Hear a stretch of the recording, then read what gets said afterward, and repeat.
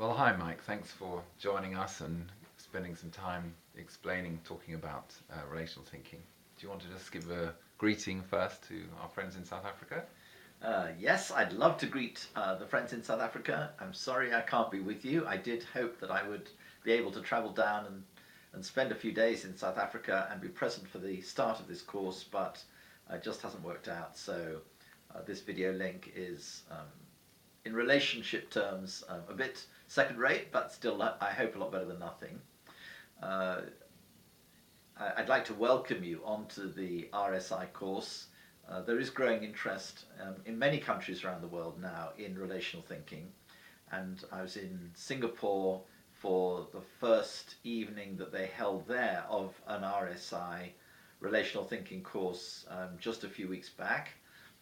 And indeed, I was in Melbourne in Australia for their first RSI event just a few weeks ago as well. So it is starting to spread around the world, and we're delighted that JBC is running its second R Vision course this year. All right, Mike. Tell us what is this big vision all about? You want to change the world, and you say that relational thinking is the way to do that. What is relational thinking? Relational thinking at its heart, I think, is a different way of seeing the world. We're used to looking at the world through different lenses, although often we are unconscious of the lens through which we are looking. And the most common lenses that we look at things in the Western world, at least, and I'm afraid South Africa is at least partly infected by this, but the most common lenses we use in the UK, say, are to look at the world through the eyes of the individual. We keep thinking about individual rights, or, for example, if it's a debt, if you're taking on a debt contract, if you're borrowing some money, you think of it as something that you are doing as an individual with your lender. You don't tend to think about the wider social implications or the implications on your close relationships. So we tend to look at the world through the eyes of the individual. Consent is a very important word. Rights is an important word. All that kind of language. Or we tend to look at the world in terms of money and finance. So we tend to think about, well, how much money will we make out of meeting this person or doing this job, or can we make more money if we move job, if we move city, if we move to somewhere else? We don't tend to think about the world in terms of, well, if I was to move job and go to live in a different city, how would that change my pattern of relationships? How would my relationships change because I'd be moving to a different church? How would my extended family be affected? How would my immediate family be affected? All of those kinds of changes in relationships tend to be a sort of second order questions. The first order question is, am I using my personal gifts, back to the individual again, or am I able to make more money, which is about the financial or materialistic side of things. There is a third aspect creeping onto our agenda, which is, what is the impact of this decision or our pattern of life, way of life, on the environment? So if I drive to the office, how much does that add to air pollution? If I fly over to Europe, or if I fly from Europe to South Africa, how much additional pollution is there? How much additional carbon gets put into the atmosphere, and how much do we add to global warming? Those sorts of questions are creeping onto the agenda. But what we're suggesting is that from a Christian point of view, the key question is, how does this decision that we make, how does any decision we make impact on our relationships? And that's because Jesus taught us to think in terms of relationships. Jesus said that love God and love your neighbor was the key to understanding and applying the whole of the Old Testament.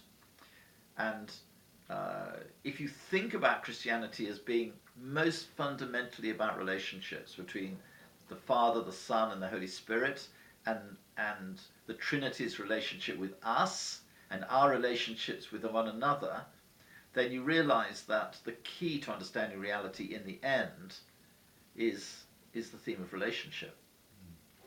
I think, yeah, is it then really just about individual relationships, or how does this outlook affect public life, or as well as just our personal lives? Yes, I think the word relationship often is dumbed down, in Western thinking at least, almost to being about sexual relationships, although it then goes beyond that, obviously, to all of our personal relationships. And I think what we've lost sight of is the fact that groups of people have relationships with one another. So, the South African context, obviously, the history of South Africa is the history of relationships between white people and people who are non-white in some respect or other.